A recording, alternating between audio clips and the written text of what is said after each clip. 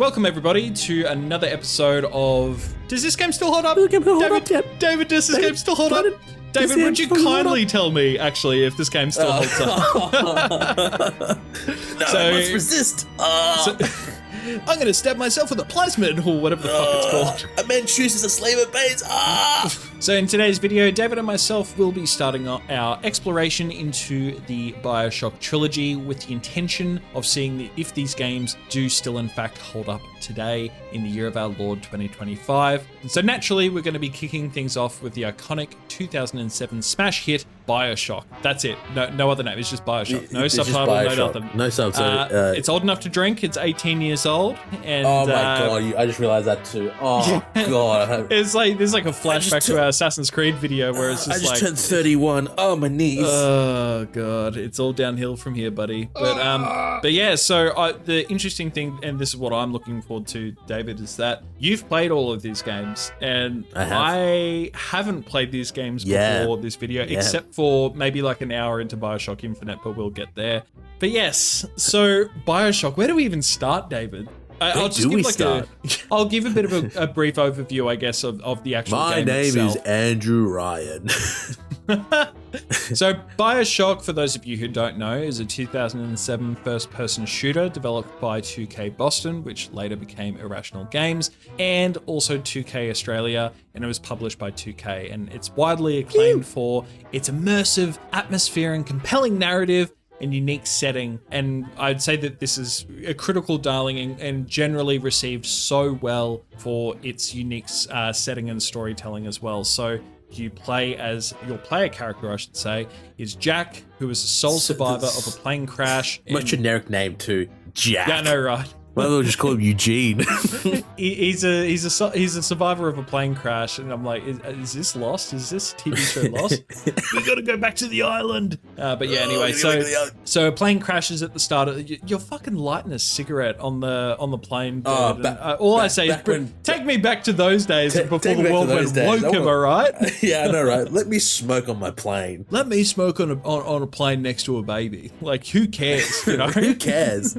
But yeah, so basically you crash, and then you find a lighthouse, which is the entrance into the underwater city of Rapture, and you're guided by this mysterious figure named Atlas, who promises to help you escape this crumbling city. And yeah, Rapture is this beautiful dystopian underwater city. It's been conceived by this industrialist named Andrew Ryan. He's touted it as this utopia, and God, it's such a cool setting for a game, I think. What do you think, David? Oh my god, where do I even begin with this game? I remember when I first picked this game up as a wee little lad, and playing that introduction where obviously you're in that submarine going down, and Andrew Ryan is talking about, is a man not entitled to the sweat of his brow? No, said the man in Washington, it belongs to us. You know, and I was like, what is this guy talking about? And then he's like, I made Rapture, and then the screen pops up and you see Rapture for the first time, and you're like, oh, holy shit, this is mesmerizing. It looks so cool. It is one of the most iconic intros to a video game I can think of. It is just so breathtaking and memorizing. You're like, oh my god, is this Atlantis? It helps that it's got that 1940s, 1950s aesthetic 50s as kind well. Of aesthetic. It's just, had it been any other era, I just don't think it would have worked as well. I just think that it's honestly the perfect setting or time period for a game like this. Yeah. So and then you get to Rapture and you see the splicer for the first time. You're like, what the fuck? Oh, dude, I was freaked the fuck out. I was so scared. Yeah. Is it someone new? I'm like, nah, you can get away. And then you go and start Jack's journey into Rapture, where subtle clues tells you that not subtle clues, massive clues that tell you that this society has gone completely off the rails. So something's not quite right here. I'm pretty sure that it's not subtle at all. It's basically right from the start. It's right like from the start. From the first cutscene, you see that splicer and you're like, all right, what am I in store for? All right, you just got that person in front of me. Okay, so I didn't expect it to be scary, but I was genuinely scared for the first probably 30 to 60 minutes of the game, and then eventually I was just like, oh yeah, okay, eerie. I get it. But it does such a good job at setting this suspenseful horror tone at the start of the game. Like, I don't know how else to describe it. What do you think? I think more of a creepy tone. Yeah, unsettling. One thing I like to like, the one thing that sticks out to me the most is two scenes. The first scene is when you first get the shotgun, Okay. when you first pick it up, and then the lights go out, and you just start to hear all the footsteps going around you, and you're like, there's splices around me, but you just don't know where they are. And then 4 or 5 splices just all come at you once. You're like, oh! I remember playing that as a kid. That freaked me out. And the second scene is that really just amplifies more creepy or kind of the horror elements, is when you go into that medical clinic with that doctor. I forgot the doctor's name. Yeah. I forget his name too, but yeah. You pick up his audio files that he's left behind, and you can just hear him descend more and more into madness, and just like how 100%. he wants to find like the perfect specimen, the perfect body. And then you find him for the first time. He's like, this one's too tall. This one's too short. This one's too ugly. And then he sees you like, he's hideous. And you're like, oh my God, he's just gunning these people up right in front of you. And you're just the controller. I was holding my controller. I was sweating. I'm like, oh my God, this is going to be a big boss battle, isn't it?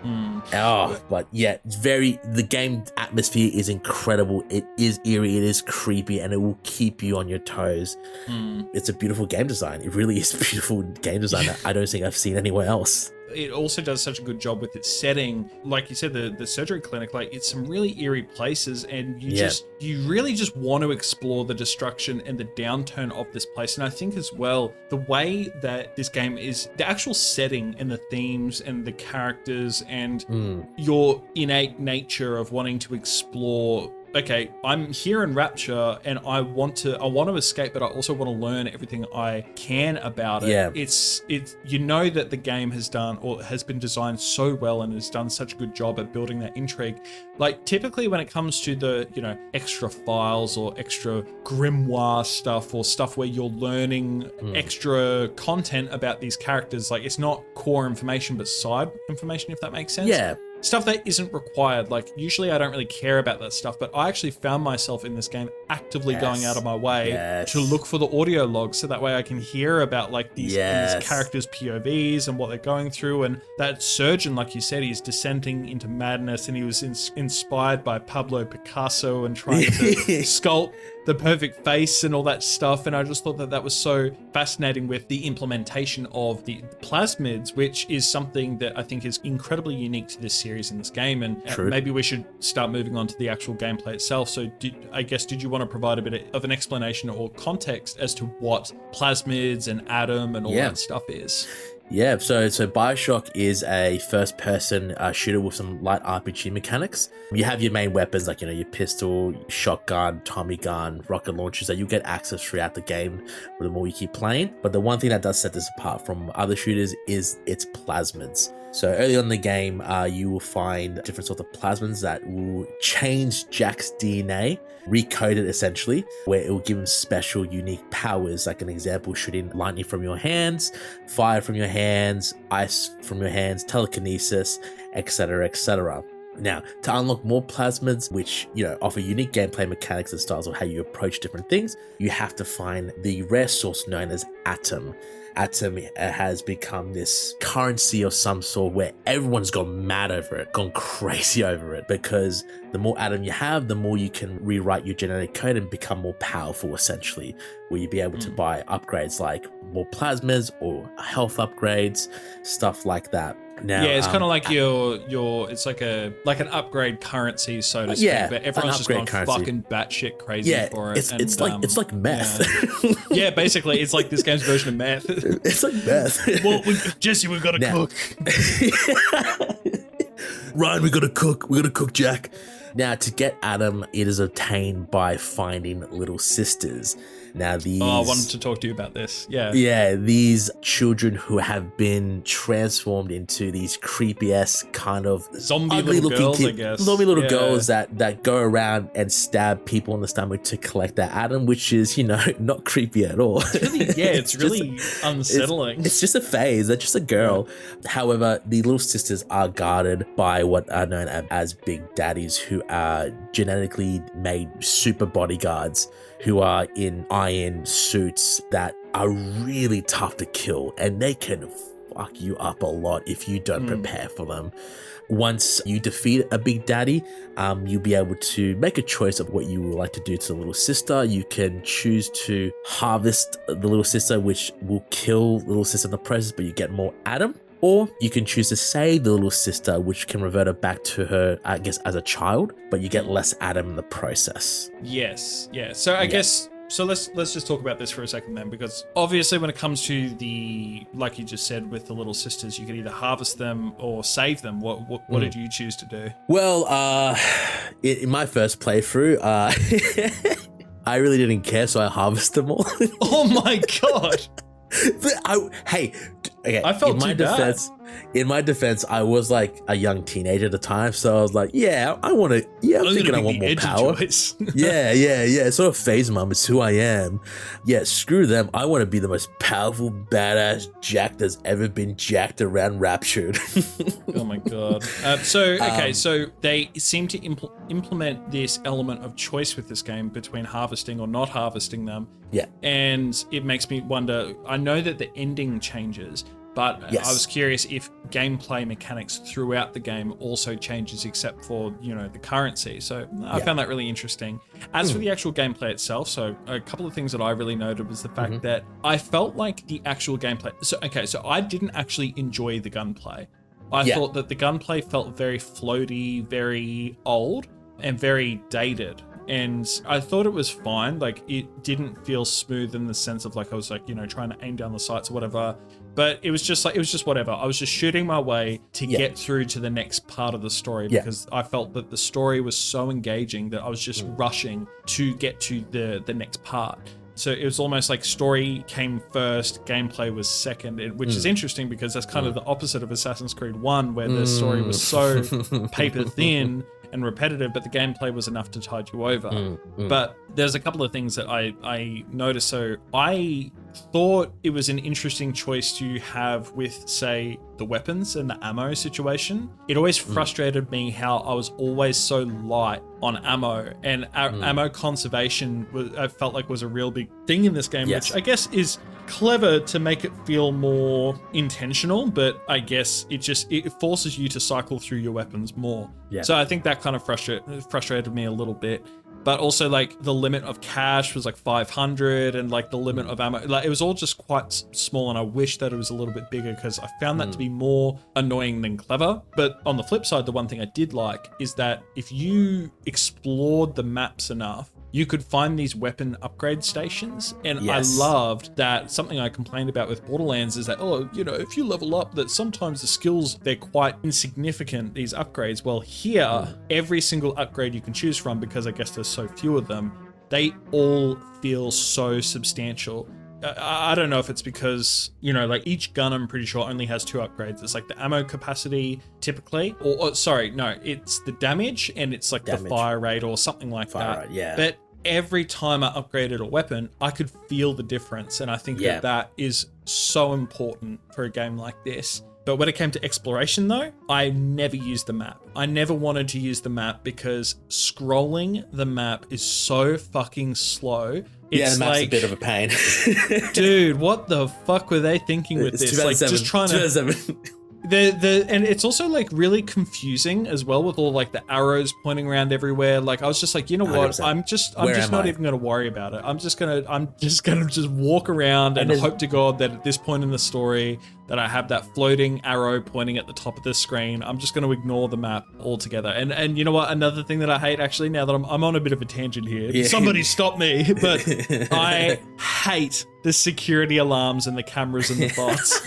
Dude, I kept triggering the alarm, and I was. It sounds like a skill issue, to be honest. It sounds like a skill issue, to be honest. You can zap him and hack him, right? Yeah, I know. Yeah. I figured that out pretty late. Do you mind if I ask what console did you play it on? PS5. Oh, okay. That makes I played on PC, which has the controls are much better on PC when it comes. But I can understand the gunplay and how it can feel very floaty. Look sensitivity was a little weird.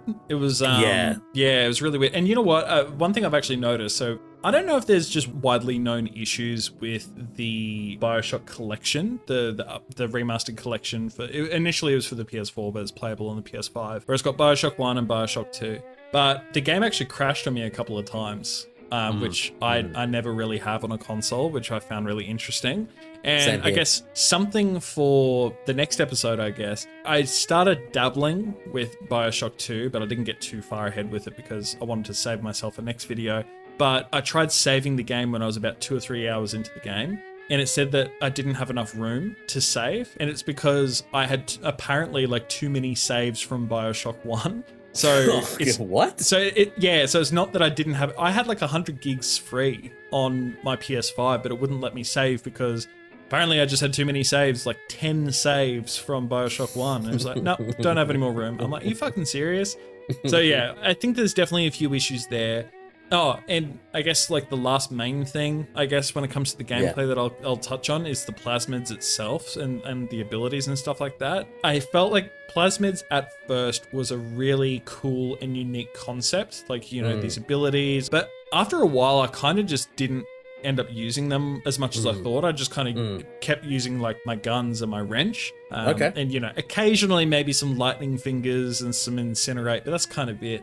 I felt like there was a learning curve with this game where at the start of the game when I was scared and I was freaked out about like my first interaction with the Big Daddy, I was like, holy fuck, this is like a boss fight kind of thing. And I genuinely found them really hard to kill at the start until I started getting some upgrades. But man, like I would try and throw everything I could at them with my plasmids, and you know, I had like the dummy one, the decoy.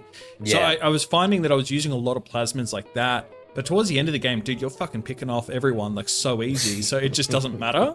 But yeah, I don't know. What was your experience like with the gameplay? Yeah, so it was a little bit different because I played on PC, but I can see how a lot of the gunplay mechanics complaints can be seen on a controller. To me, obviously playing on a mouse is a little differently, especially with the gunplay, it becomes a little bit more smoother.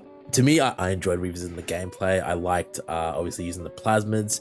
I can see what you mean about not using all of them. I only stuck mainly to like electricity because I found that to be the most useful technique, which is just stunning the enemy and then walking up to them and just whacking them in the head. I played a little bit differently from you. I literally hacked every security camera and bot I found because it's just so easy to have, especially when you have splices all over you, that it's nice for the bots to come out and save you. I also like the hacking system in this game. Yeah. I think it's fun. It's fun. It's a fun little mini game, isn't it? Yeah. It took me a while to get it, but once I got it, I'm like, oh, okay, that's actually pretty clever. Yeah, that's pretty clever. You have to obviously find the pathway to bypass a circuit, I guess. That's what they're trying to do. Yeah. I did suffer a lot of crashes on PC, like maybe 4 or 5, and I think it might be an issue with the collection because it was just really annoying, and the game doesn't have a really good autosave feature. I don't know if you experienced that as well, because there will be some times where I've just lost like 30 minutes of gameplay because the game I did notice that actually. Yeah, and which was really frustrating. And obviously I have to constantly save, which was a little bit frustrating as well. But yeah, really enjoyed playing it again, and really did feel a lot of nostalgia while revisiting the eerie word of Rapture. My favorite gun is obviously the shotgun and Magnum, I think. Yeah, dude, the shotgun was so good, especially once you upgrade it fully. So satisfying. And you get the electric shells. Yeah, so good, dude. So but yeah, good. Because you can literally run up shotgun and then you can pull back and pull out your Magnum, and then you can easily go for the headshot or hit him with the 1-2 punch and shock him in the wrench. One thing I did a lot more in this game is I used the camera. I don't know if you used the camera during... Oh, yeah, I forgot about the camera. I did use it a little bit. Yeah. I decided to give that a go a little bit more because I didn't see how much the gameplay would change, because I never used it when I originally played it. And oh my god, it completely just changes the whole entire, not gameplay, but the more you keep researching the splices, you get more buffs to them, so you can do more damage. And then once you unlock them, once you get more critical damage, they just become, they fall over a lot easier. Like sometimes it will I don't know how I didn't pick up on that. Yeah, sometimes it could just be a bullet to the head, and you find out what different ammo that they're weak to. Like, well, that's what I thought it was. I thought it was Yeah. just like, it was just telling you what they're weak to. I didn't realize that it was, oh, well, I guess, isn't there a plasmid, or the genes, I should say, not plasmids. The genes.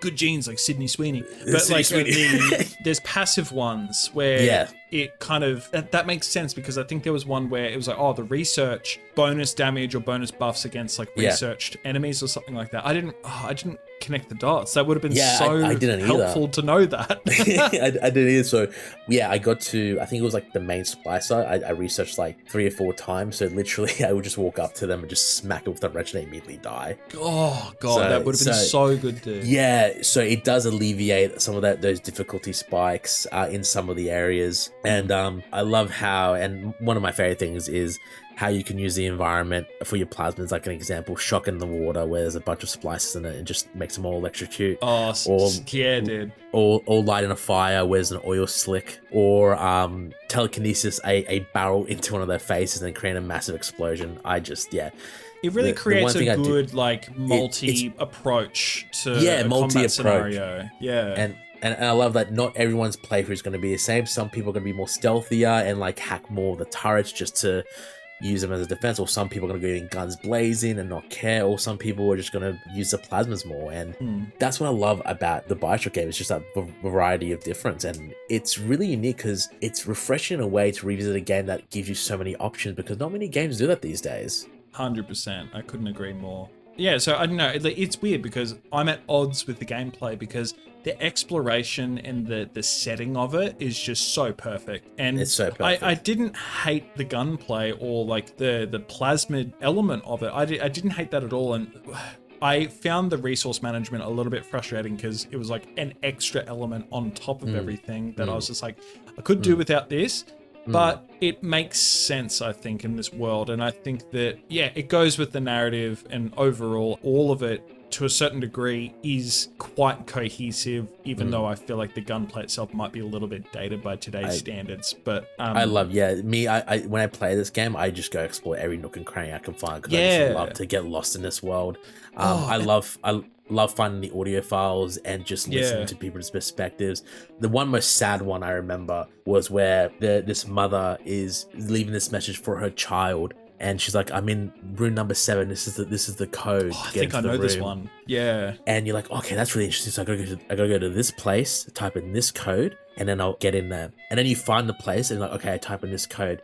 And then you walk in, and it's just how well developers have designed the narrative perspective, because like I said, it's just the small things that people may miss out, because not many people would go into this room. So you walk in and you see this couple on their bed and the audio file's there, and next to the couple who are obviously dead is a bottle of poison pills. And then you listen to the audio file and it's the mother again, and it talks about how both of them saw their little daughter, but it wasn't a daughter, it was a little sister, a monster. And they're crying, they're in tears, and then you put the pieces together like, oh my God, they saw their daughter become a monster, and they couldn't live with the guilt or the shame or the horror anymore, and they decided to kill themselves with the poison bottle next to them. That's brutal. But it's nice that they've added that extra storytelling in there when they didn't have to. They didn't need to. And just like that level of exploration where you can just find things like that just tickles something in my brain that I really love.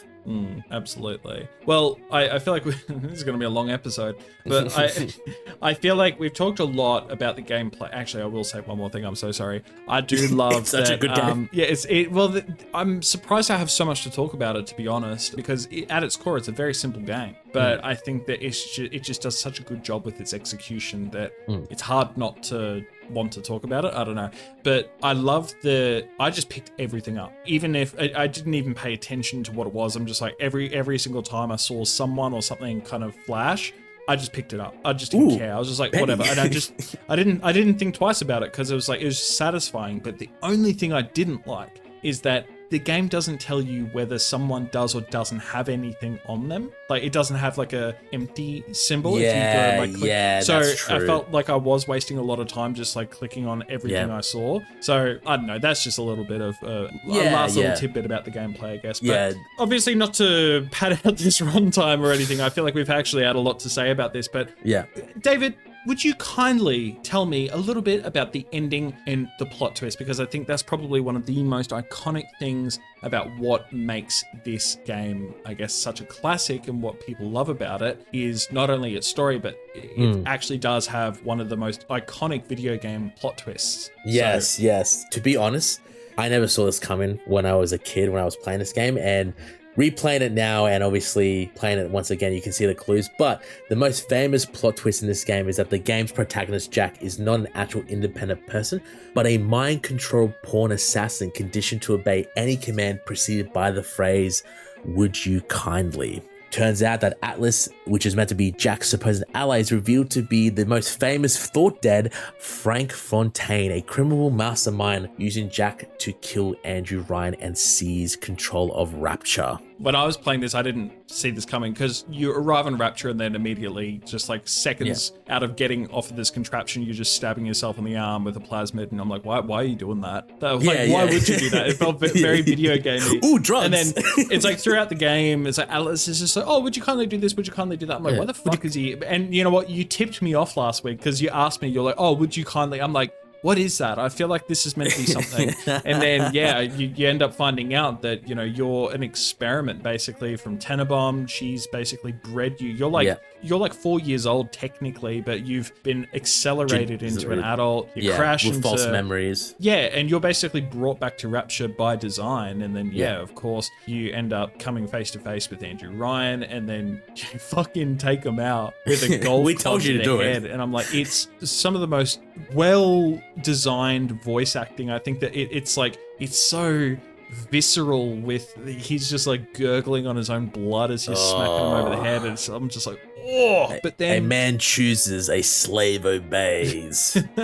So it was so powerful. And then I actually felt myself like from this point forward, and then when Atlas reveals to be Fontaine, you're just like, oh shit, okay, well now I just want to get this sucker. And the rest of the game felt so much more energetic and fast paced, and I just thought it was such a well executed plot twist, and I'm really curious to see if there's anything like that in the next game. But I think as far as I'm interested for our next week's conversation, but I just think that it was just done so well. Everything was just presented to you at a really good pace. And there was just a good level of intrigue building. And I just thought it was really good. Well, and obviously that leads to its final conclusion where you come face to face with Frank Fontaine in the most, to be honest, I found his fight always frustrating. Did you find that frustrating? I didn't find it, I thought it was actually quite straightforward and easy. I just thought it looked a little bit cartoony and goofy, but then again, I felt like his alias was Atlas, and I assumed that they were trying to make him look like Atlas, like the Greek god that the Titan that held up the earth. So I felt like that's what they were trying to do. But no, I thought overall, I just got it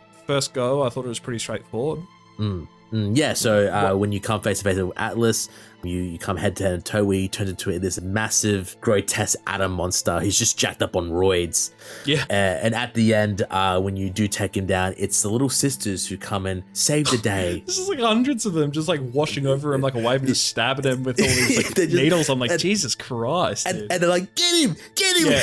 And I'm like, Jesus Christ. Are you okay? Yeah, it was fucked. But we've talked about the ending. We've talked about the gameplay. I think it's about time, David. It's our favorite time of the video where we go through a couple of Easter eggs. Yay! Okay, I love Easter eggs. No. All right, well, this game has fuck all Easter eggs. It has references, but it's very light on the Easter eggs, but I did manage to wrangle two together. So the first Easter egg, so in the area of the Worley Winery, you can find a wheel of cheese on the ground with a triangle cut out of it, David. And accompanying this wheel of cheese is a line of bullet holes right in front of it, which is it's a very cool reference to the iconic game Pac-Man. So that's very cool. I personally... So fucking stupid. All right, so the next Easter egg is, while working your way through the Fleet Hall, you can find a poster for a Sander Cohen stage production, which also just happens to have two familiar names as the title. And that stage production title is Patrick and Moira, the story of love after death.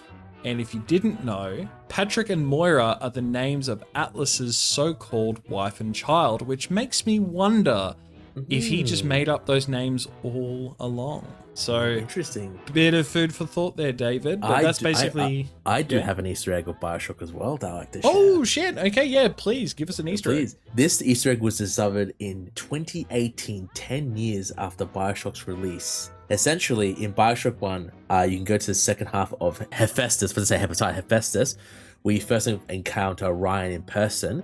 What you're meant to do is you're meant to turn on art captions and you'll see a developer message about a certain developer. What you need to do is you need to incinerate yourself down to 1 HP, then use it again in the area where cutscene triggers and walk into it. You will then spawn into a vital chamber outside the map, look up, and you will see the message saying, "Bug this. If you can read this, Paul Hellquest did not do his job. Love, King."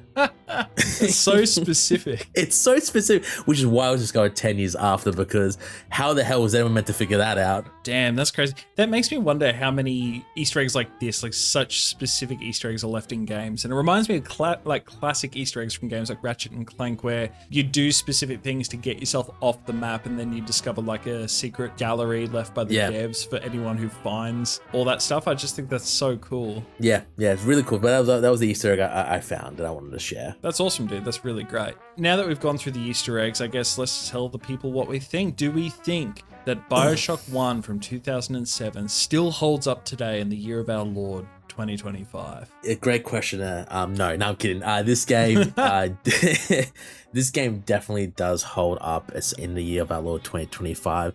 If you've never played Bioshock, I would highly, highly recommend that you do pick up the Bioshock collection just to revisit this masterpiece of a game. It's beautifully designed, the narrative, the story is amazing, the setting is gorgeous. The gunplay can feel, like I said, a little bit like dated if you play on console, but if you do play on PC, it does negate them. You will have a really, really interesting time in Rapture for the first time, or revisiting it a second time. Okay, well, so it's tough because I think for the gameplay itself, like if you're just focusing on the actual gameplay, like the gunplay and all that stuff, it doesn't hold a candle to modern games. And I don't think that component of the game holds up. But I think that if you're wanting a game with a tight narrative, a really great campaign that lasts for about 10 to 15 hours, it's engaging, it hooks you in. I was going to say there's a great plot twist, but you would know it by now if you've watched this video. But the thing is, I just think overall, this is a really solid experience. Like I said, I don't think the gameplay holds up as well compared to other games from this era. However, I just think overall, if you're just looking for a really great story, this is a really great entry point and a really great game to explore. So I definitely think that this holds up in 2025 based on the story alone and the setting. But yeah. Thank God, David, we're talking about more Bioshock today, because this week we've been diving into the world of Rapture once again to see if Bioshock 2... Are you proud of yourself for that one? You know what? It was low-hanging fruit and Daddy's got to eat, David. But today, let's see if Bioshock still holds up in the year of our Lord 2025. So we're going to talk about the game at length, how we feel about it, and then ultimately reach our verdict at the end of this video. For those of you who haven't seen our Bioshock 1 video, first of all, what are you doing? Go watch that video. Would you kindly go watch it? Would you kindly watch that video, please? Please. So David is a massive fan of all 3 Bioshock games, which we are revisiting over the course of a couple of weeks. But somehow I have been living under a rock, apparently, because I actually haven't played these games before, and I'm only experiencing this series for the first time for these videos. Well, boy, David. Ooh. So we've spent a lot of time with Bioshock 2 this week, and I'd say that as far as sequels goes, this game had massive shoes to fill. But I think that, and spoilers for the end of this video, I guess, it definitely steps up to the plate in every single way. What do you think? I 100% agree. When I was replaying and revisiting this game for the first time, there was a lot I forgot about when I first dived back into Rapture and the Bioshock series. But it was a nice revisit to replay it again and just see the small improvements to the gameplay and to obviously the creepiness of Rapture. And I found myself just thinking about it after I stopped playing it, which is very rare for me these days when I replay a game, but I have been having a blast playing Bioshock 2. And it has some really big shoes to fill, you are right. And I think that they might have not filled them up in relation to a few aspects, but it's a still pretty damn good sequel. color me intrigued, David. I'm really curious to hear your thoughts on that. But yeah, I just think that overall, like, you touched on Rapture, so I guess I'll just quickly talk about that.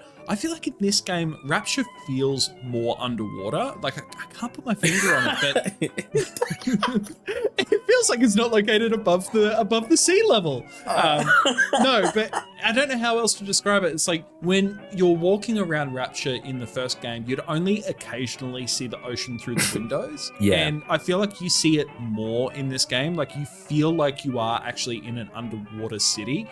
But in the first game, it just didn't feel like it as much. I can't put my finger on it. But I guess there are also moments in this game where you can actually like walk directly on the ocean floor, which I thought was really cool. You're actually making use of the fact that you've got a Big Daddy suit because, spoiler, you play this game as Subject Delta, which is one of the original Big Daddies, I guess. Yeah, it was a prototype Big Daddy, yeah. Yeah, so... First gen. Gen 1. So basically, Gen 1. You're like a heavily armored protector that is bonded to a little sister named Eleanor, and the whole story of this game, I guess, so we'll just dive into that, is that you're separated from her and you awaken 10 years later. Is it 10 years? I think it's 10 years. Yeah, so it's 10 years later, and I think it's set 8 years or 7 years after Bioshock 1. Yeah. So, you know, you awaken years later to find that Rapture is in chaos under the control of one Sophia Lamb. Can I just say, David, when hasn't Rapture been in chaos, honestly? Because in these games, it's just like, I'm really curious. I'd love to see more of Rapture before it fell. And I just feel like all we've really given is just like, here's this promise of this utopian city and God, it's awful here. Like everyone's just miserable and cracked out of their mind. It's like splicers are running up to you like fucking Smacky Jackie, just like, give us your item. Give us your item. But yeah, I don't know. I think compared to Bioshock 1, the story in Bioshock 2, I think that what they did with the story was really clever because the first one was more about intrigue and mystery and relying on the fact that you haven't seen this world before. But with Bioshock 2, naturally, people are already familiar with Rapture. So rather than focusing on the ooh and ah of like Rapture and all that stuff, or the mystery or the plot twist with Andrew Ryan, I think it's actually really interesting how they were just like, all right, here's the situation. You're a Big Daddy, you're trying to rescue Eleanor, and you're trying to hunt down this bitch. What are your thoughts, David, I guess, about the story overall in this game? And naturally, I guess, when you compare it to Bioshock 1. Yeah, look, no, I really did enjoy the story for this game. It was a nice way to obviously revisit Rapture, especially 8 years after the first game, and just seeing it even more decay. It is interesting, obviously, the difference between the antagonists. Obviously, Andrew Ryan was mostly a massive individualist, freedom versus control, where it seems that Sophia Lamb, what she's trying to do, or her plot is trying more to... like a cult vibe. Like a cult, like you'll be hearing this name throughout your journey called the Family, and it seems like she's really trying to bring some sort of a very twisted way of a community back into Rapture. However, it just goes astray, it goes wrong, because obviously she has some very evil intentions in what she's trying to do, especially bringing back the little sisters again and trying to harvest more Adam. So I really did like the story. I really did like Sophia as a villain. You are right. The mystery behind the game is not there compared to Bioshock 1. And it didn't have that same kind of plot twist in Bioshock 1, which was there with you kindly. But I still enjoyed it thoroughly enough to keep pushing and keep playing it, especially with what Delta's goal is, which is trying to reunite with Eleanor. Yeah. And just finding, once again, the audio logs and just hearing how Eleanor's like a little kid, and it just for some reason that motivated me to keep pushing, to keep getting to the end. I think the motivation was stronger, and I think that the story felt a lot more compelling and engaging rather than what's happening in Rapture, what's the mystery. Like, you can't, like, obviously you still care about it, and if anything, I think that the world that we're traversing through with Rapture this time around, visually it's more stunning. I think that the levels are designed way better and more intriguing and more unique, and you feel like you're seeing a lot more of the city than you did in the previous game. So I thought that was really cool. Exactly, 100%. But when it comes to the motivation of trying to get to Eleanor and trying to rescue her, I just think there's so much more relatable and so powerful as a motivation, rather than just like, why am I doing all this stuff? And then, but, would you kindly stab yourself? Like, stuff like that. Yeah, but overall, how do you feel like Lamb compares to the previous villains like Ryan or Fontaine? It's hard because as I did like her as a villain, and especially when she would just taunt you throughout the story. It's hard to hold a candle to like Fontaine and Andrew Ryan because I think the first game did such a brilliant narratively in making them feel like these guys are like the two head honchos. Especially with the stature. You have Andrew Ryan who built this world, who wanted he just this felt like larger than life. Larger than life. And then you had his counterpart, Fontaine, who wanted to take over Rapture and take control from Ryan. And, they had this internal battle, this civil war between themselves. When it compared to Lamb... Really interesting dynamic. It's like this war is going on and you just happen to be in the middle of it, I guess. Yeah, exactly. Exactly. You're just in the middle of it. And compared to Lamb, she's more, obviously, you can't have my daughter. She is mine. This community is mine. You can't take this away from me. She's basically throwing all of Rapture at you. Yeah. Literally, there'll be some points where she'll be like the demon or the subject deltas in this part of the city are calling to the family to stop Delta. And then it's just shit out galore. You are just pinging people off left, right, and center. Yeah. So to me, like I said, very enjoyed it as a villain, but doesn't hold a candle compared to Andrew Ryan or Fontaine. Yeah, I do have a couple more thoughts on Lamb specifically, but I think I'll probably save them for when we start talking about the ending. But I think just as far as characters go as well, I like that there's a couple of enemy characters or main bosses. Like each time you go to a new level, there's typically like a main antagonist for that specific level. Like a lieutenant. Like lieutenant of the family. Got, like, Father Priest kind of guy. You've got that Grace Holloway chick. And I like that you can actually spare some of them. I do like that I'm not sure how much of an impact it would or wouldn't have on the gameplay. I mean, for example, I spared Grace and she was just like, you're not a monster, you're a thinking man. And she was trying to reward you and help you with ally security bots and stuff like that. And I thought that was really cool, that a decision that I had actually had a bit of weight. And some other characters that I really enjoyed though, so on, I guess, your team or your allies. So Tannenbaum makes a return, so she pops up at the start of the game and then she just kind of disappears and she just hands everything off. Yeah, she's like, anyway, there's this Sinclair guy. I'm going to just be over here. Don't mind me. And dude, I fucking love Sinclair. Anytime. I love Sinclair, man. I love the way he talks, dude. Every time Wasn't it, boyo? Yeah, he's just like, oh, well, look at you there, sport. Just like, you're doing well there, sport. You still alive with me, buddy? I think I said this in the previous episode. So I usually just, I have my headphones in while I'm playing a game, but I'm like listening to a podcast or a YouTube video or something like that.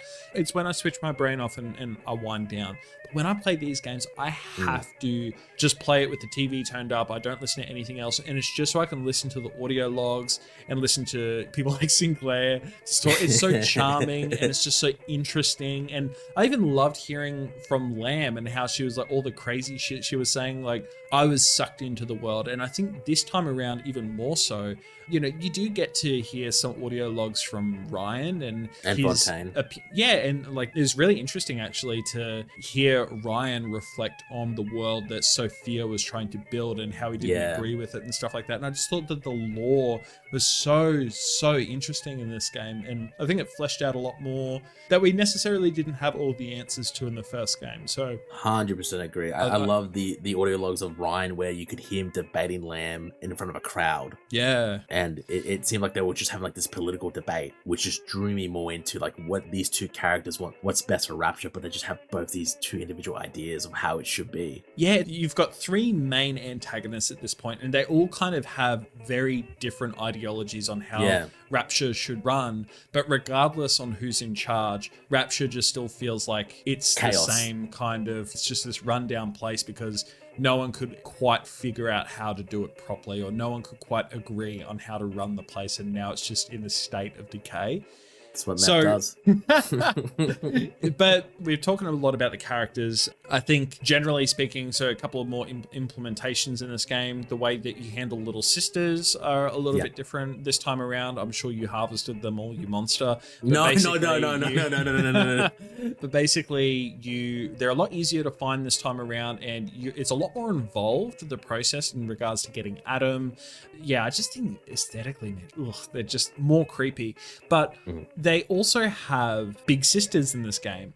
Dude, they are fucking ominous. Like, I think that the only time that I was ever really scared or on edge in this game was when it came to the big sisters, because I didn't quite know 100% what the mechanic was, because I would just like, you know, I'd return the little sister into the vent, and then a message would pop up as like, the big sister is looking for you. The big sister's looking for you, like, And I was just like, oh my God, what? And then like, you know, you can kind of hear this tense music, and then like all of your, the screen gets a bit blurry. Yeah. And then it's just all of a sudden you're just fighting this really quick version of essentially a big daddy. And oh my God, it was much tougher though. Much tougher, dude. I like this tense kind of feeling of like, okay, like I know that narratively I need to rescue all these little sisters and get all this Adam. But man, I felt so tense, because I knew that every time I put a little sister back into the van, it's like, is this going to be the time that the big sister's going to pop up? I'm scared.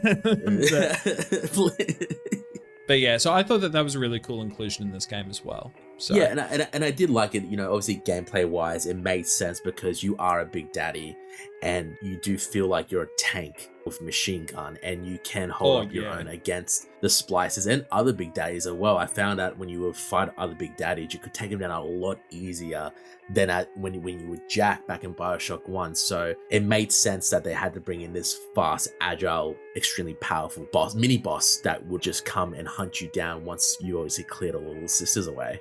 Yeah, I guess speaking about that, let's actually talk about the gameplay a little bit. Yeah. So as a big daddy in this game, so you became a big daddy at the end of the last game, but I never really felt like I was a big daddy. This game, you feel like a big daddy. You're a big daddy with a big drill, baby. Daddy gets. I fucking love the drill. And I think that I love the drill. Across the board, I just think that all of the guns in this game feel so much better than the previous game. And just generally, the gunplay feels more like an FPS. It's 100%. improved, and I enjoyed it a lot more playing on the PlayStation 5 and on a console with the controller. It just overall felt better. Slight changes in the controls, but can I just quickly say, the enemy AI as well, I think is a lot more improved. And I think that like, rather than just like randomly sprinting at you like they would in the previous game, the splicers just seem to think a little bit more now, and they throw more things at you, and it prompts you to use your plasmids more, I think. Yeah, no, 100% agree. I think the gameplay is overall improvement from Bioshock 1, especially with the combat system. Now you can obviously dual wield a gun and your plasmids instead of obviously just swapping between them. I really do like that. I do like the changes to the AI. I felt like a lot of them in Bioshock 1 would just run at you. They would just run away and then just sprint towards you. These guys felt a little bit more smarter, especially with the different splicer types. Like you had the brute splicer, the spider splicer, the Houdini splicer, and then your everyday splicer. They would just obviously use different tactics to surround you and obviously keep their distance while trying to pick you off, or they would just surround you and just start coming out from behind you. So 100% agree with your full take that the gunplay and the gameplay feels a much step up from the previous entry. Yeah. Did you have a favorite weapon this time around? Yeah, I did. I had two. So I had the rivet gun. The rivet gun is so good. I just, especially when you upgrade to its full potential, and then you have like how it like lights people on fire. I was like, I'm in heaven.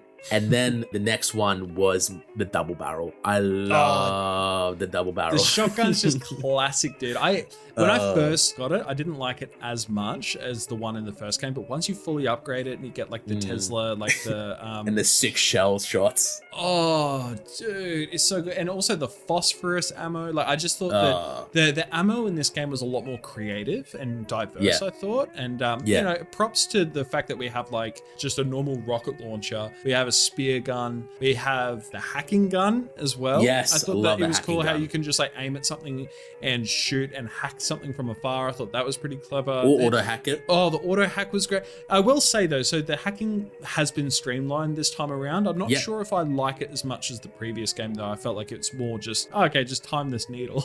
But just time this needle. I don't know. It made it easier, I think. But personal preference. But I liked it. It just felt like the gameplay flowed a lot better because when you do it in the first one, it just takes you out of it. You have to do this mini game. With this, you can just hack on the go and keep moving, essentially. 100%. And I felt like there was more of a need for plasmids. And I think that overall, and this is why I had such a good time in this game, because I felt like everything had a place. Everything felt more cohesive.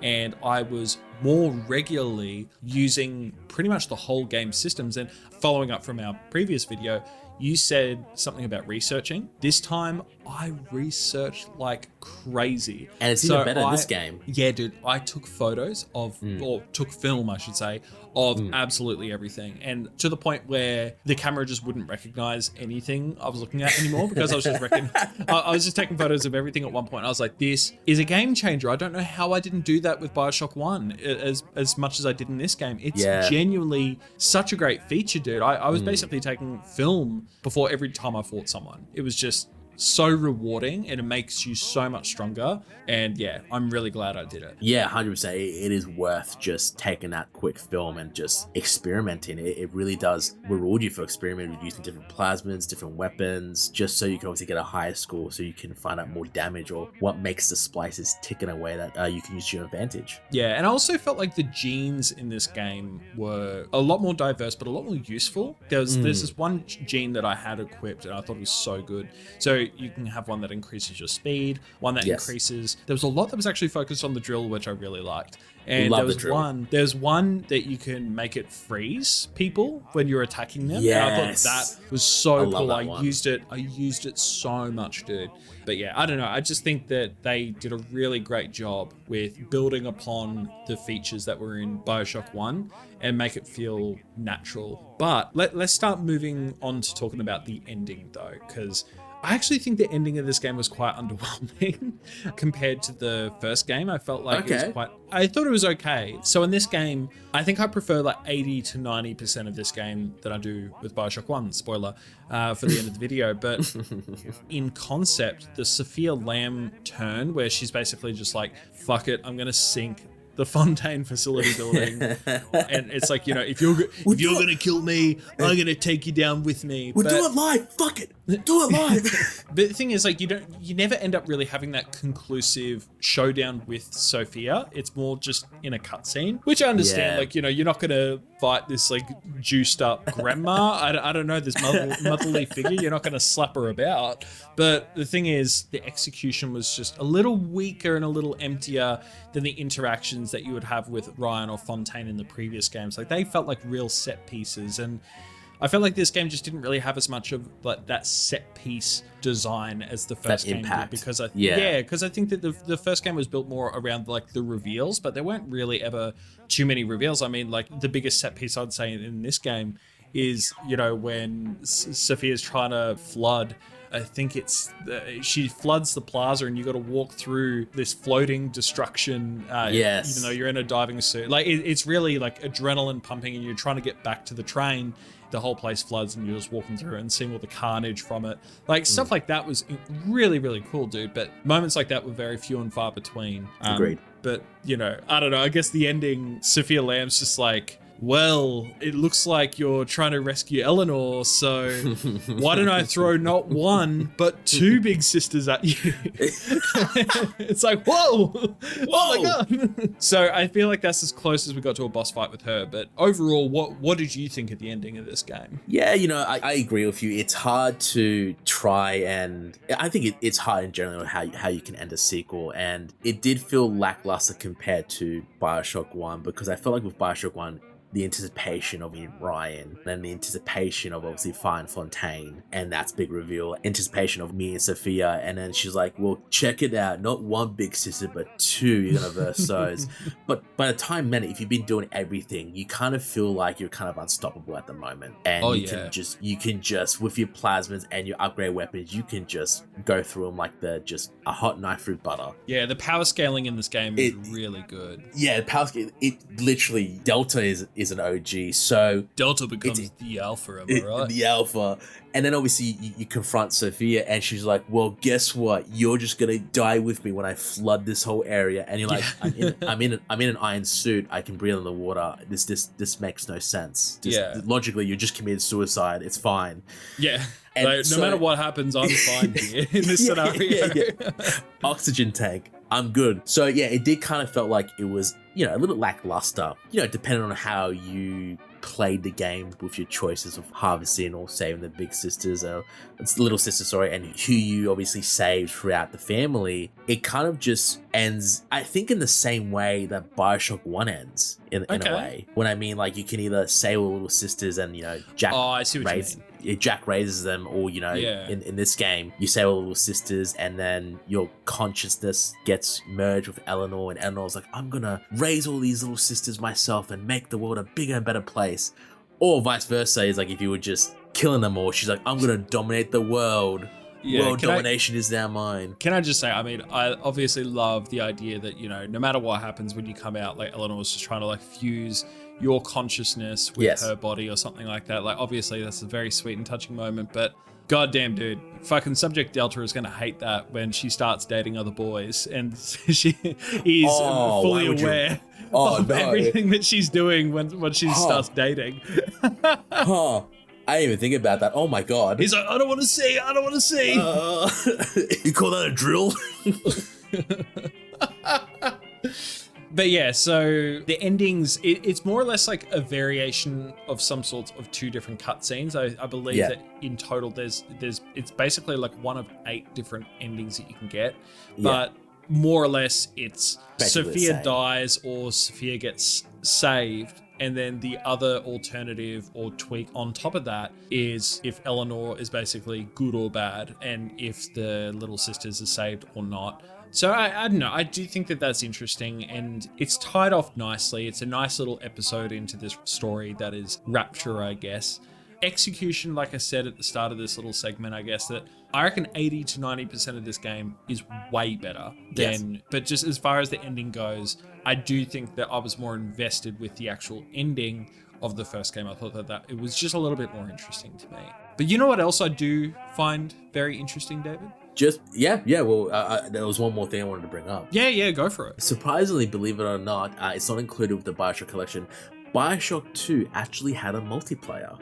Oh, shit. Yeah, that's right. Did you ever play that back in the day? I did play it, and I did revisit a few old school videos, which were in very off-putting, like 480p to 720p. So it was like, what am I looking at? I can't believe I forgot about that. Is that a gun? And you reminded me of it when you brought up that you like to see more of Rapture prior to it going downhill. But the Bioshock 2 multiplayer was introduced as a standalone multiplayer experience set during Rapture's fall. Essentially, you could pick two teams. You could be fighting for Andrew Ryan or Fontaine and gaining plasmids throughout the match. It wasn't popular. It didn't really last well, but from what I remember playing it, I did have fun with it. The one thing I do remember that I quite like is when you could become a big daddy and then just completely destroy everyone else in the game. Oh, that's sick. It's kind of like Titanfall by the sounds of it. I mean, you could say that. It was a rough Titanfall, but did want to just mention that. However, the collection does not obviously have that, since the multiplayer experience wasn't that popular to begin with. Kind of like the Assassin's Creed Ezio trilogy that came out for next-gen consoles, the remaster. Naturally, the multiplayer wasn't included with these games, but I just wish I could go back in time and play when they were still popping off, you know? God, like just the I original miss the Assassin's Creed multiplayer. Yeah, but you know what? Bioshock 2 might not have multiplayer anymore in the Bioshock collection, but you know what it does have, Dave? What does it have? Oh, it has some Easter eggs, buddy! Yes! Yeah, no. So I think that there's actually a fair few Easter eggs in this game, so I narrowed it down to just a few to go through with you today. Okay. Are you excited, David? I'm ready. I'm ready. I'm pumped. I want some of those Easter eggs in my mouth. I'm about to shove 4 right in your gob right now. Ooh. So first Easter egg, David. So in the level of Ryan's Amusements, there is a staged display of Ryan sitting at his desk. And if you have the skill telekinesis and use it on the golf club sitting in the corner of the room, you can actually throw it at his head. And if you do so, David, you'll unlock a hidden achievement or trophy called 9 Irony, which of course is a reference to how you defeated Andrew Ryan in the first Bioshock game. I never knew that. That is so cool. I never knew that. Yeah, I had no idea as well. I looked it up and I was like, oh man, I didn't even realize that the golf club was reference there. To be honest, I never even thought that could be done. That's actually really that's a cheeky reference right there. It was very, very cool.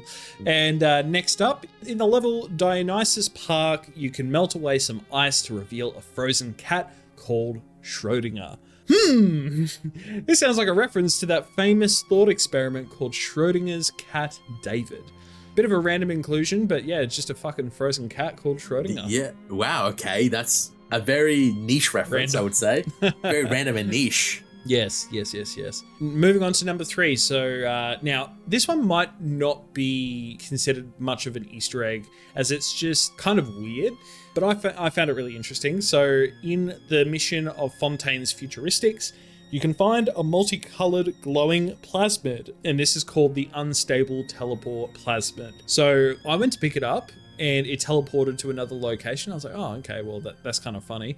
So I kept following it around the level, and I kept trying to pick it up about 3 or 4 more times.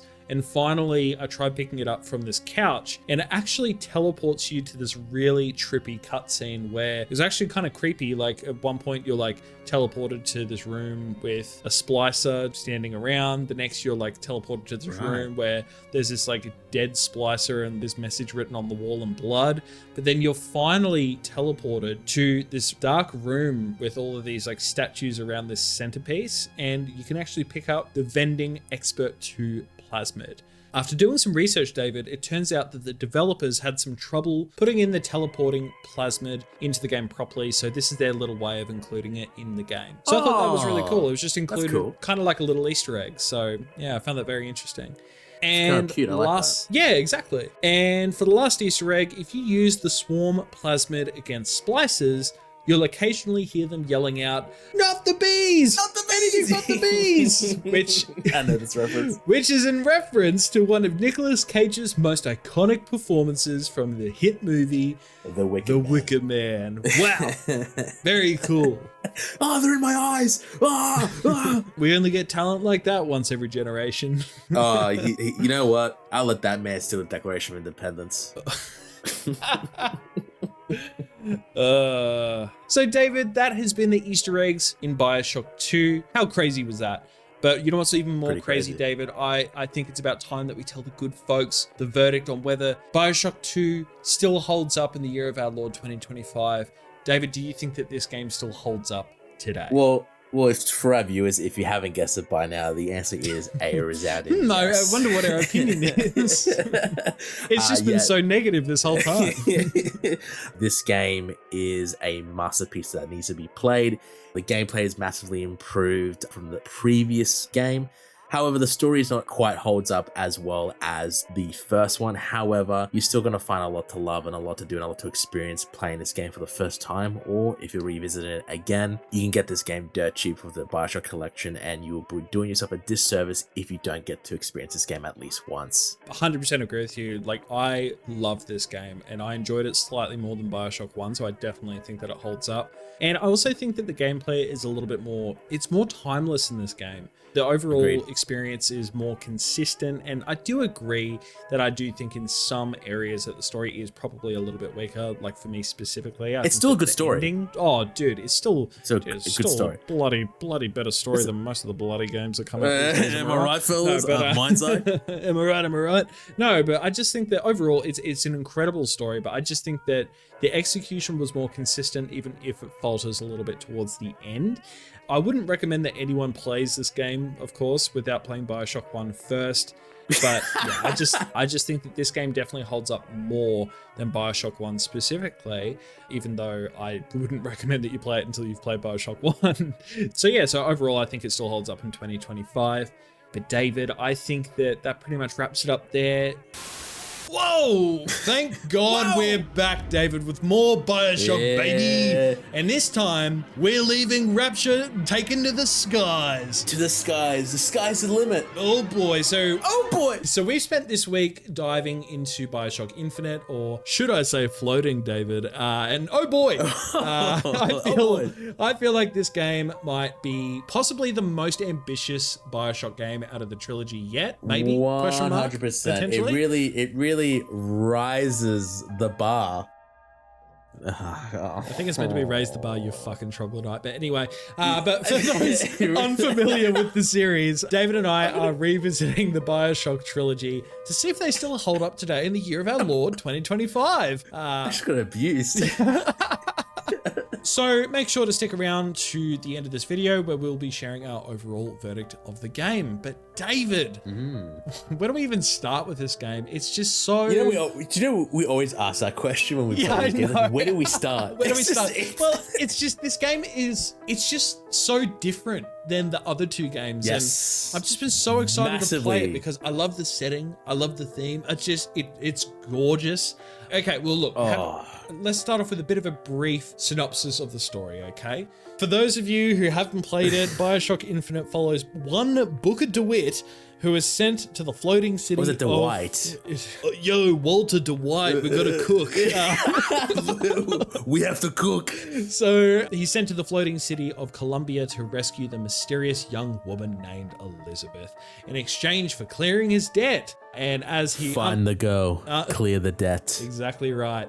And as he unravels the truth behind the city's profit Comstock and Elizabeth's powers, Booker also discovers that their fates and identities are far more intertwined than he ever imagined. Interlinked. Interlinked within cells, interlinked. I think we're just going to talk about this game in a fairly free form, free flowing manner, and we'll be covering spoilers quite freely as well. So if you haven't played this game and you don't want it to be spoiled for you, probably. First of all, what are you doing? Play the game. Just play the goddamn game. It's like 12 years old at this point. It's spoiler for the end of this video. It's good. It's good. It's good. It's great. So overall, I guess first impressions of this game, David, what do you think? How do you feel about Bioshock Infinite? This game is a massive, completely 180 from the original first two Bioshocks game. Yeah, just the vibe is so different. The vibe is so different. You know, the first opening hour of that cutscene, you obviously get launched into this utopia. Good. It literally is a utopia of this magical, beautiful city of Columbia. And you're walking around, and you know the one thing you know is that the people aren't fucked up. You know, they're not a mess. It's like the people are actually jolly and merry and don't want to fucking rip your face off. They're actually happy, and they really obviously they clearly love the world that they live in, and obviously follow the prophet. Or the leadership of obviously Zachary Comstock is a worship team, the American founding fathers essentially. And I just remember walking in the city and just in awe of just how breathtaking it is, especially now that this game is, you know, still 12 years old. The art design is beautiful. It still holds up incredibly well in 2025. Honestly, I forgot how pretty this game was until I rebooted it up. Yeah, and I'd say generally, like across all Bioshock games, to be honest, like visually, they have just a little bit of a unique touch and a unique design to them where it's depicting something that looks a little bit otherworldly or not 100% realistic. It's not trying to go for that realistic vibe. And I think because of that, it's held up way better than a lot of other games of that time. So I just think visually it's so striking and it holds up so well today. Oh, the one bit that I love, and I always do this every time I play this game, is when you first start to hear the Barbershop Quartet and they start singing, I just sit there and listen to the whole time because it's just so beautifully sung and it's just so magical, and you're just like, this place is wonderful. I love it. It's so beautiful. Everyone's so happy here. And then you get to the raffle, and that's when you start to see that where things go awry. Things start, the cracks start forming. Man, I didn't realize that really announcer at the start was Fink until I. You didn't realize that? No, I didn't. Well, okay. So there's a couple of things I didn't realize. This game, and we'll get into it a little bit more soonish, but this game has repeating characters. So, say for example, the Lutece, the male and the female. Yes. Which I think they're supposedly meant to be the same person, depending on... Oh, spoilers! Well, I've already said at the start that we're going to be talking about spoilers quite freely, you fuck. But they pop up literally everywhere, and I thought... I do love them. They're great characters. It's really... At certain points, it can be quite unsettling, and to be honest, I genuinely didn't realize them popping up as much as they did, and I thought it was because maybe the game devs got a bit lazy and just kept using the same NPC models, and I didn't realize it was the same people. But So you're telling me the accent didn't give it away, the concept of the same costume didn't give it away. You were like, oh, these guys are getting lazy with this copy and paste of the NPCs. To be honest, at the start, I kind of did. I kind of thought, I'm like, oh yeah, these are just throwaway NPCs. They're just gonna chuck them behind a bar here and there or whatever. But as you see them more and more, I'm like, oh my god, like what's the go with these guys? But maybe let's use this as a springboard and actually talk about the characters of this game. So the thing that Bioshock Infinite does so differently than Bioshock 1 and 2 is that your main protagonist, so Booker DeWitt, is an actual voiced character, and he is interacting with and engaging with other people rather than them just talking at him. And I'd say because of this, it feels so significantly more immersive of a story. You feel more invested, and especially when he links up with Elizabeth later on, their back and forth is just so nice. Like, it gives us 100%. I think this choice allows the story to actually implement more complex themes and plot beats, and you just feel so much more invested with what's going on between our two protagonists. I just find them to be such compelling characters. What do you think? No, I 100% agree. This is the first for the series where the main protagonist is voiced by the very, very talented Troy Baker, and it just adds a layer of depth into the story that we've never previously seen in a Bioshock game, because with Bioshock 1 or 2 you are like the silent protagonist, which is nothing wrong with that. A lot of people would like to feel very connected with a silent protagonist, but with this, when you do end up meeting up with Elizabeth and just go along with their story, the way that they obviously come from strangers to obviously very close allies is just really good to see, and it adds like I said, that layer of depth, which really drove me to keep playing this game that I didn't feel in the first two games, which has an amazing storytelling. I feel like this just added a little bit of flavor to it, which especially when it adds obviously a lot of themes around the city and there's like this backdrop of this kind of like this civil war between the Vox, which is led by Fitzroy, against more or less Fink and Comstock. I guess they're kind of not the same person, but they're one and the same. They're kind of allies, and they kind of control the police and the military and this oppressive force against this backdrop of the downtrodden, and there's lots of themes of racism, this class war and all this stuff, and I just think that this game handles it pretty goddamn well. And it's not subtle about it. You think that it throws it in your face, and it is a bit of a shock to see it, because I think this was probably the first game where it wasn't subtle about it. It was like, I still remember where things like, what's the matter, sport? You're taking your coffee black these days? Yeah, no, I was like, holy shit. I was like, whoa. I remember going through the police station section of the game, and there was just like all of these like murals on the wall, or all this like slogans and stuff like that. And I think one of them was just like, protect our race, or something like that. Yes. And I was just like, holy shit, dude. Yeah,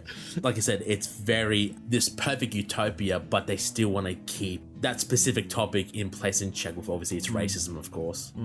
Absolutely. And I think that that's what's so fascinating about this, because with Bioshock 1 and 2, you're diving into this world that is already so downtrodden and has just gone to shit, and you're seeing the aftermath of it, and you're just seeing, basically, and you're just seeing what all of this chaos has done to this world. But with Columbia, it's kind of the opposite, where, and interestingly enough, I feel like Bioshock Infinite in many aspects is the antithesis of what Bioshock 1 and 2 are, and I guess we'll cover that in a little bit.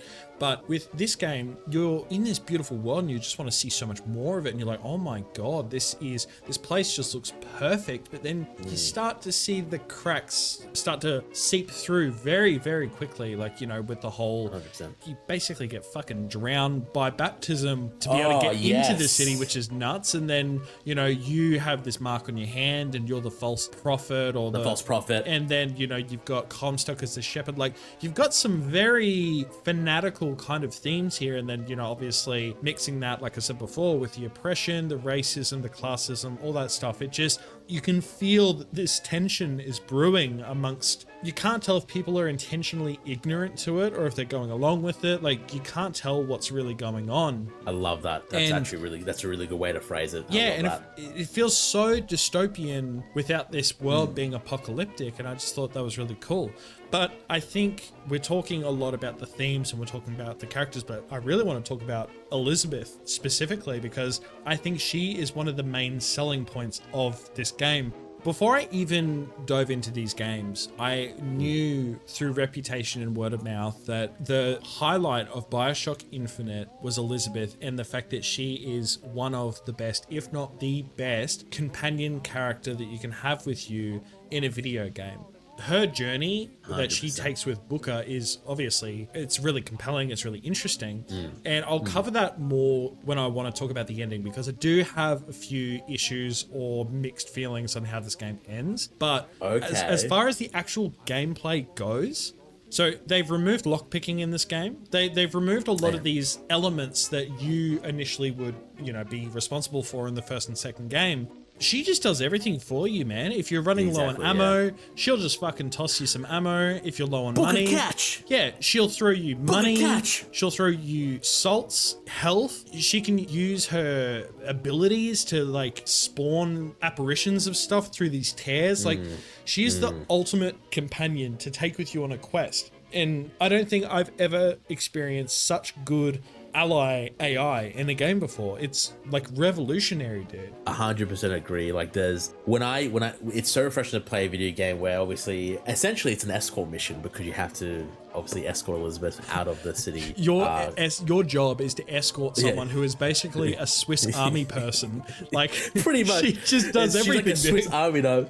She does everything. Like one of the most famous games I think when I think of like the escort mission is like Resident Evil 4 and just how annoying it can be where you have to escort Ashley everywhere because she's just so goddamn useless and she's like, Leon. But Elizabeth, she's like a walking tank. Fucking oath, dude. And she's just smart. She's smart. You don't have to worry about her. She can hold her own, and it's just so refreshing just to know, like, hey, I'm in this area. There's enemies up, left, down, right, and center, but I need to worry about them and not worry about Elizabeth. And obviously, if I run out of ammo, she'll just be like, hey, Booker, catch you some ammo or some health or some salts.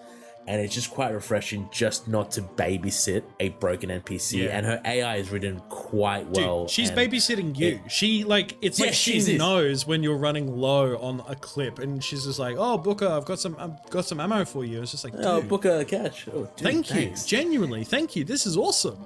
Yeah, so I think it's really, really well designed, and I think that was one of the most enjoyable aspects of the game for me. It's just going through these combat environments and feeling like, and I guess this is where things are a little bit different in Bioshock 1 and 2, I keep referring to them, but they're like a resource management game where you have to really be careful with your ammunition and what you're using and leveling up your stuff. This time around, I feel like, again, like I alluded to before, this game is kind of like the antithesis in the sense that everything is streamlined. Everything feels a little bit more like the controls and how guns feel to shoot. It feels a little bit more like a modern FPS game, even more so than Bioshock 2. But it's also, its mechanics and systems have changed as well. So rather than being, say, like a Big Daddy who has like 10 weapons on them at all times, you can only hold on to 2 guns. And at first I didn't like that because I was just like, I like being able to like switch between all of my guns and be selective with what I want to use. But this time around, because you can only hold on to 2 guns, I actually found myself swapping between all these different guns because I kind of had to. Every enemy basically drops their gun. You can choose to pick it up if you want, or you can kind of just rely on your vigors and just kind of wait for Elizabeth to throw you some ammo and you're kind of good again. So I felt like this actually opened the doors a little bit more for me to be more creative with how I played, and I actually really liked that a lot more than the previous games. What do you think? No, 100% agree. this feels definitely like a very much more modern FPS, which I absolutely loved, and it was refreshing just to come from Bioshock 2, which obviously, its gameplay mechanic definitely improved from the first one, just to a more modern game where essentially, you have your different weapons, only 2 weapons at a time, and pop headshots, and they have some really good weapons. Like you got the shotgun, the sniper rifle. Yeah, I was gonna say, what are your favorite guns this time around? Oh my god! Like I really did like the carbine. I really did love that. And you know, close range shotgun, but one thing I used a lot more was the sniper rifle. Okay, and I feel like I found it a lot more enjoyable because I was on mouse and keyboard, maybe. Yeah, okay. So I feel like I was able just to pop shots a lot more. And I also did enjoy the Vigors, which have replaced the plasmids from Bioshock. And they've got some really good ones. Like you got Possession, where you can possess machine or humans. Devil's Kiss, which is you throw light fire bombs.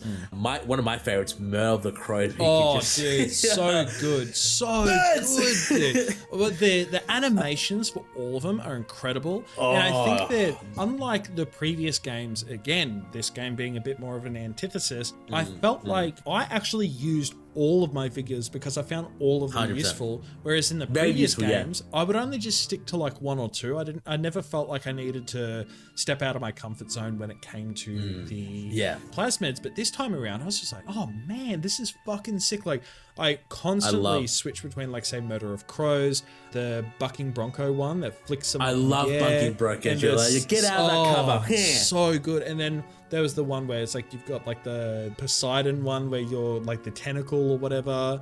You obviously have your electric bolt. I feel like that's a Undertow? Is that the one you mean? Yes, Undertow. Yeah. And then the ram one where you charge at them, like So and then obviously you got the shock one as well. Yeah, dude, like they're all so unique, and I found that. And not only are they so unique from each other, but they're so unique from the previous games where all of the plasmids that were in the second game felt more or less just like a slightly different version of what you already got in the first game, but it's so much better in Bioshock Infinite, I think. And this game really encouraged a lot more versatility with how you played, especially with the implementation of skyhooks as well. I love zipping around on the skyhooks. It was so much fun.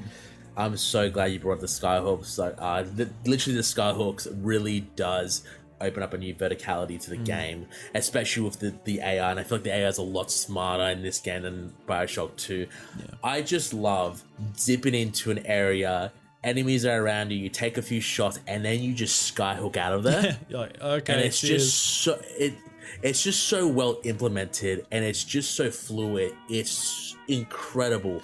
And then obviously that sometimes they can follow you on the skyhooks. So it's so funny. It's so funny when you see them and you're just like, okay, I'm just gonna pop you off from a distance. Pull out your gun, pop them off. But it just adds an in-depth layer of verticality to this game that the previous games didn't have, because you can find yourself surrounded pretty easily if you're not careful. Yeah. And I think it's because there's so many different avenues of, like, so many directions that people can come from. It's not uncommon for you to just be like, oh, I'm shooting at one person, then all of a sudden you're like, oh my god, I'm surrounded, what do I do? And then you look up, and I like that there's so many different options for where you can go. It makes the gameplay feel so significantly faster than the previous games, and I love that. 100%. It's interesting how modern FPS games, they prioritize making you feel like you can run faster, which you can sprint in this game now, which is cool.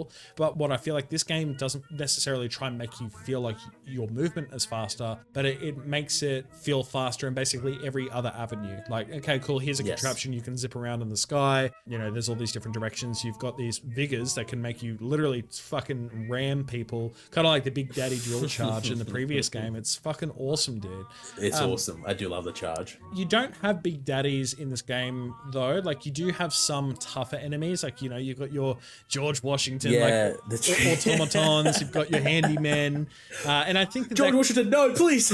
I feel like that kind of does replace them to a certain degree, but just overall, I mean, you got the Songbird, which I would say is probably the closest representation to, I guess, a Big Daddy. Yeah, I can see that. Visually, it looks quite similar. And it's very terrifying, dude. It's terrifying. It's so terrifying, the Songbird. Especially when it's like, it's hunting you down when you first get Elizabeth. It's fucking, like, that is probably my favorite sequence from the game, dude. Like, it's just how it's just tearing through that massive statue that Comstock has got. Elizabeth Comstock will be like, come on, man. Caged him. He's like, come on, dude. I fucking paid him premium for that bitch.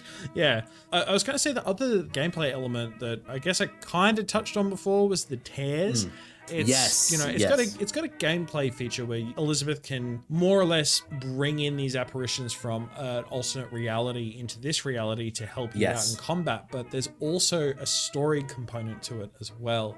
So I guess, did you have anything else you wanted to cover with the gameplay before we start talking about the ending of this game? The one thing, obviously, before we cover the ending is just, I do love the executions with the melee. Oh, dude, the executions.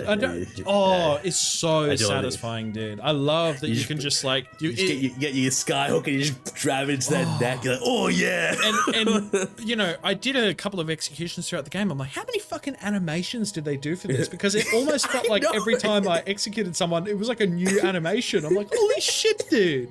And they're so gory too, and I love that. I was like, yes. Dude, it's like something out of a Mortal Kombat game. It was awesome. Like somehow like Doom. It's like Doom Eternal. Dude. Booker is Doom guy. Booker is ripping and or tearing. It's insane. Booker's doing the ripping. Elizabeth's doing the tearing with her tears. Oh, dude, that was good. That was really good. That was clever. I'm here a week. But yeah, that's what I wanted to cover. That's okay. I just love the executions. Well, yeah, I just wanted to talk about just more broadly the story because it feels like we're fucking glazing this game at this point. But I will say that I love this game. I think the gameplay itself matched with such an intriguing story.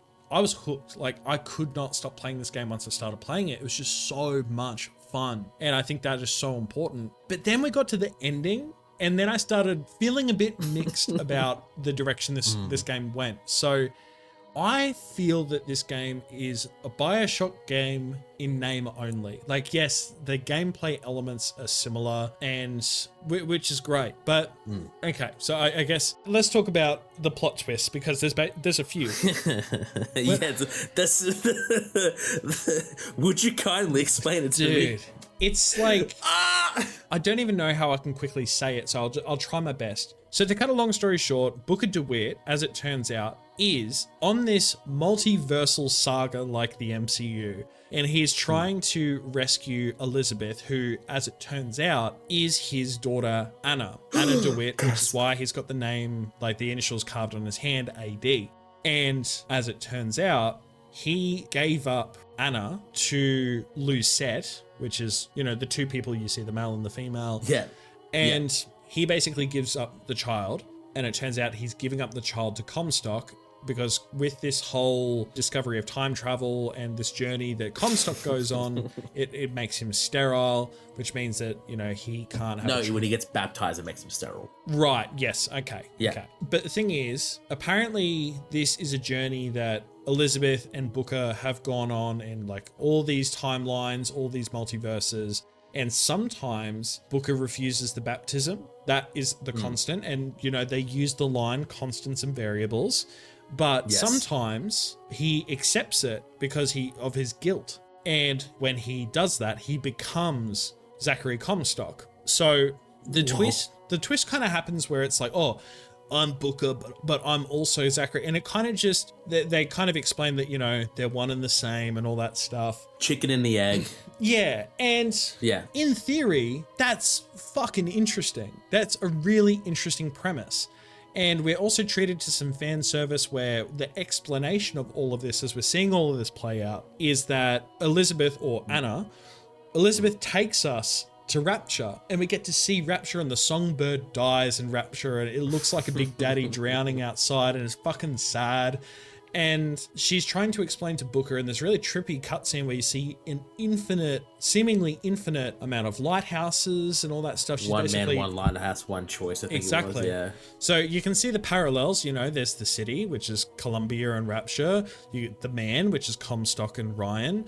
You've got the protagonist, which is, you know, basically Booker or Jack or you know, even Delta, I guess you can say. You know, there's the lighthouse, which serves as the entry point to either down to Rapture or up into Columbia. So there are constants, but there are variables.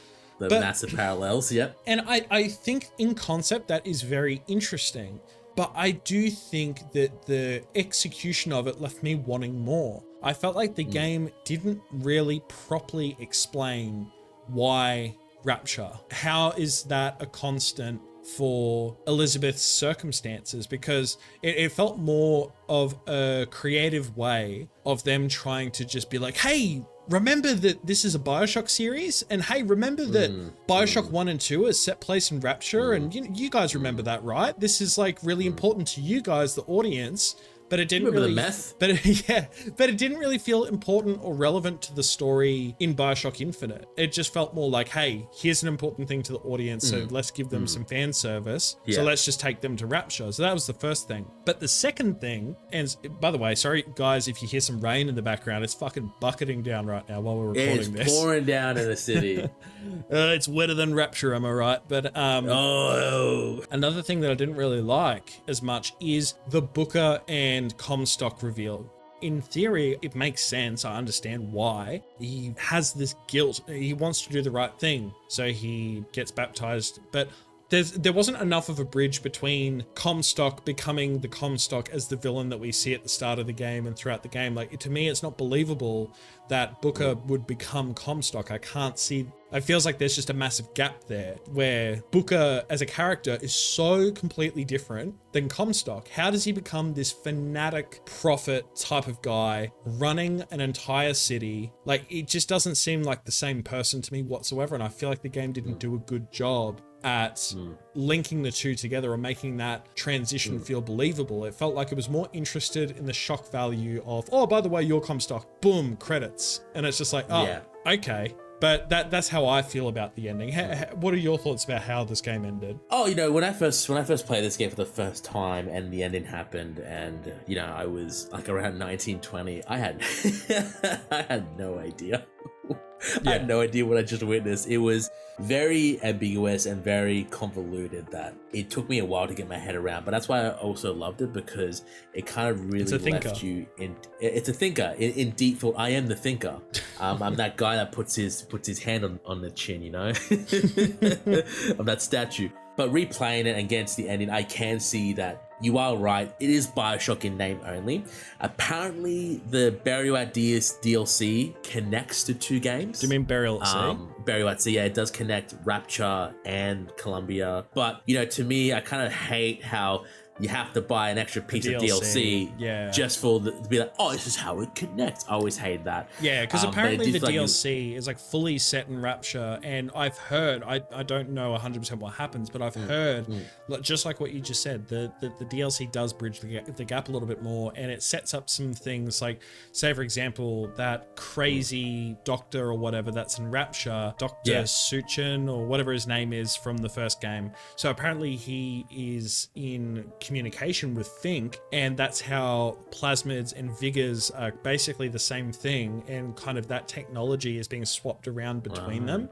So that's why there's vigors in Bioshock Infinite, and that's why there's plasmids in Bioshock 1 and 2, because they're sharing that technology and information with each other. But it's just such a shame that it's relegated to DLC. Exactly.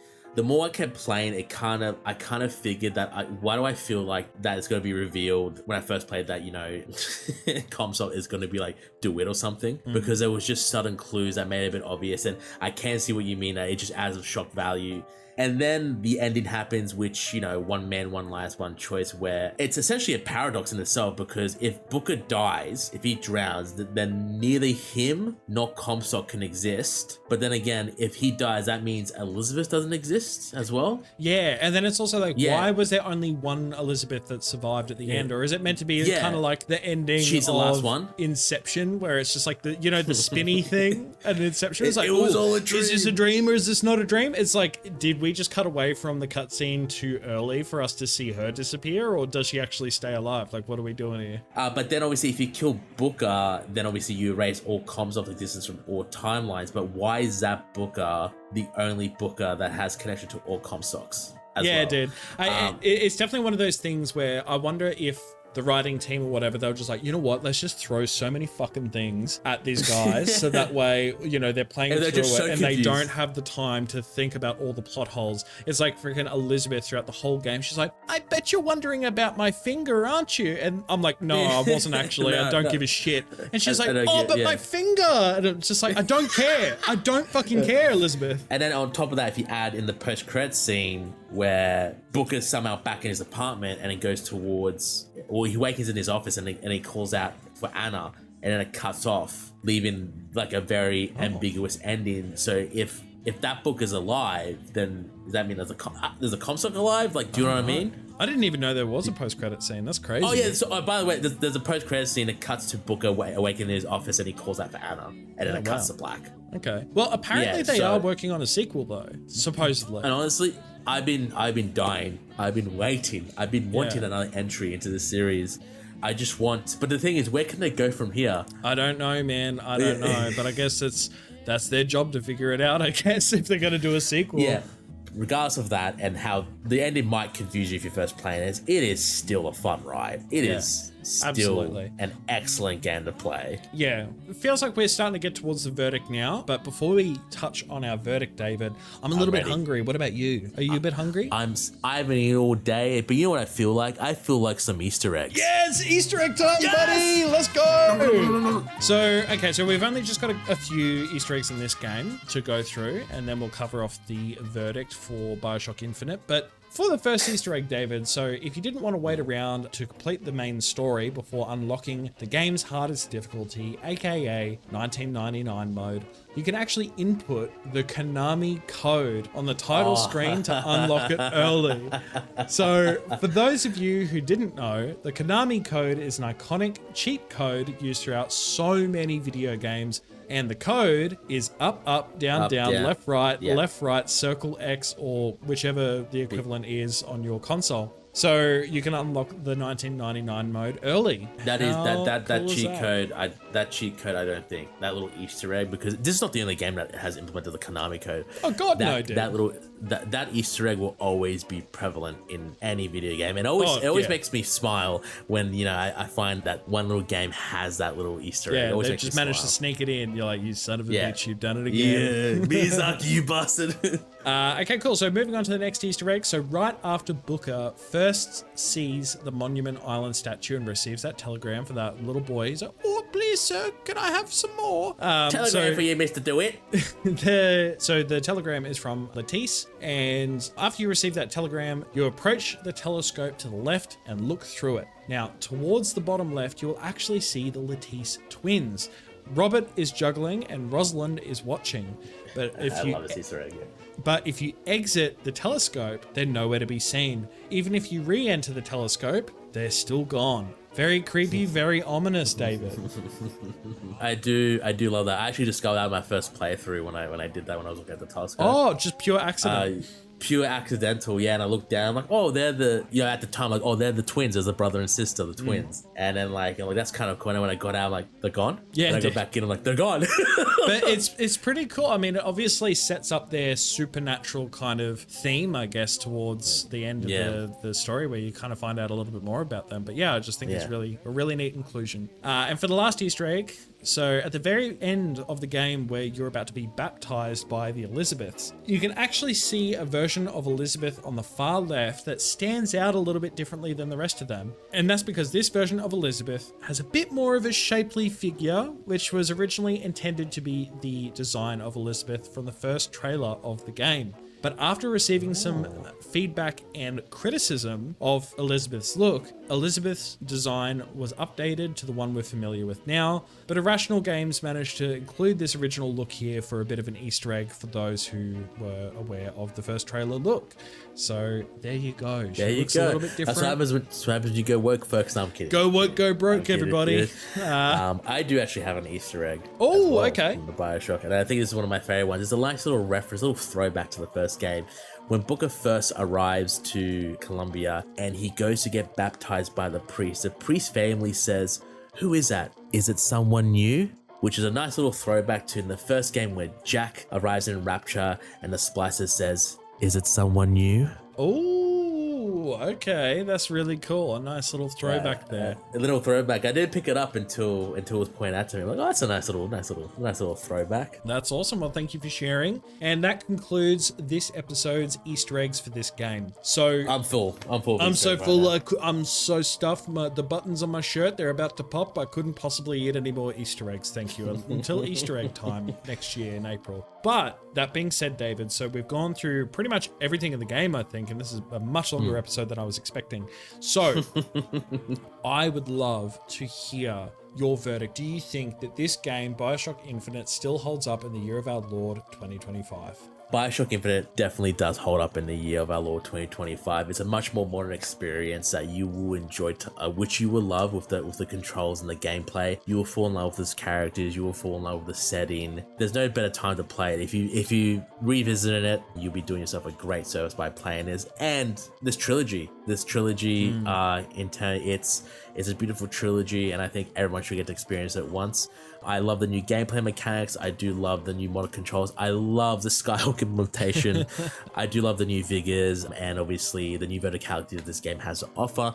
And I do love obviously the characters you get to play as Booker and Elizabeth, and obviously watch their relationship grow throughout this journey that you get to experience with them. So 100% yes, it's worth your time in 2025. Yeah, and I'm going to echo your sentiment there. I definitely think it holds up as well. I think that as far as gameplay goes, it holds up the best out of the 3 games, and I honestly didn't think that it would be possible to improve upon the gameplay mechanics from Bioshock 2, because I just thought it was really fun. And this is how can you peak perfection? exactly like I have said in the previous episodes that the Bioshock 1 and Bioshock 2 probably feel a little bit floaty, more so Bioshock 1, but they've somehow managed to keep that Bioshock gameplay feel, but also just continue to improve on it once again with Infinite, and it feels modern, it feels fast. The actual vigors this time around feel all so unique and so fun to play. The actual FPS of this FPS story-based game just feels so good. I feel like this story absolutely knocks it out of the park. Like, obviously a few of my gripes with some of the reveals and how the game ended, despite a few frustrations, I do feel like this story still knocks it out of the park compared to the first and second game, because I just feel like you're more invested in the characters, because you're going through the story with them rather than people just kind of talking at you and trying to get to the next level and all that stuff. And would you kindly? Sisters and all that stuff. Yeah.